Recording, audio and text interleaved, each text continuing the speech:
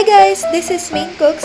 For today, magluluto tayo ng crispy and juicy liempo. Ituturo ko sa inyo ang sekreto kung paano gawin yon. And of course, this is also a business idea, lalo na sa mga nagsisilog dyan, no? So, let's start! Ang first step ay gagawa muna tayo ng brine. Ito ang magsisilbing pampalambot at magdadagdag ng extra flavor sa ating liempo.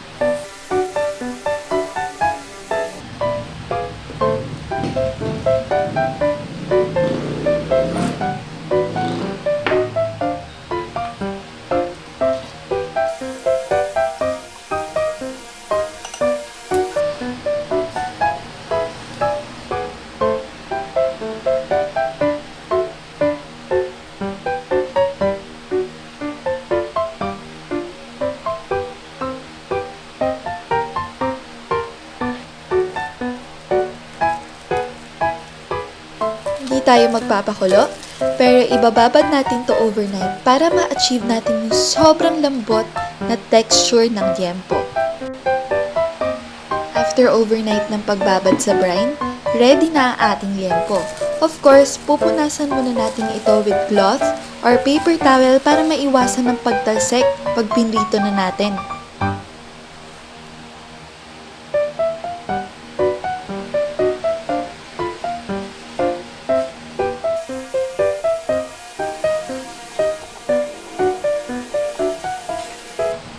After punasan, i-ready na natin yung breading mixture.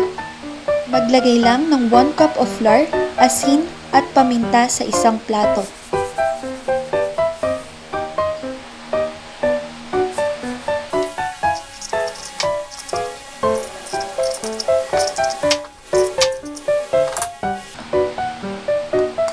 After nyo haluin yung breading mixture natin, maglagay lang ng isang itlog and i-scramble ito.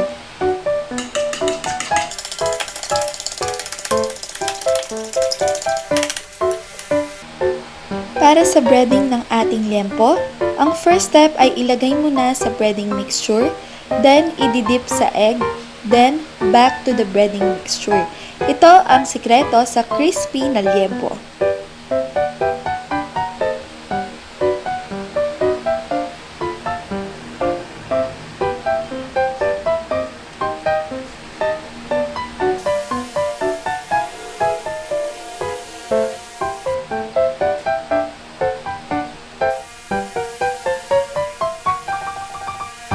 Ayan, ready na ang ating liempo for frying. Iprito lang natin ang ating breaded liempo with medium heat until golden brown and crispy.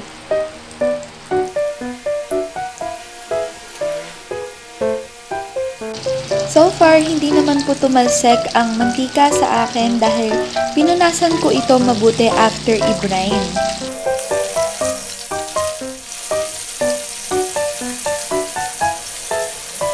Wow! Luto na ating crispy liempo. Napaka-flavorful talaga nito and crunchy. For sure, marami sa yung o-order ng liemsilog kapag tinry mo tong recipe ko.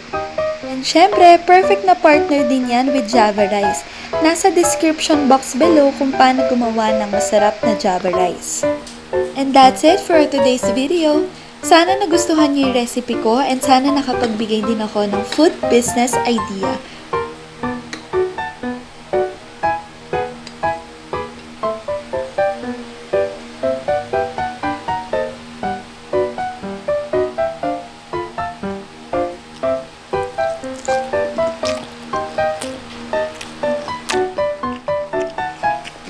Don't forget to subscribe. Thank you for watching!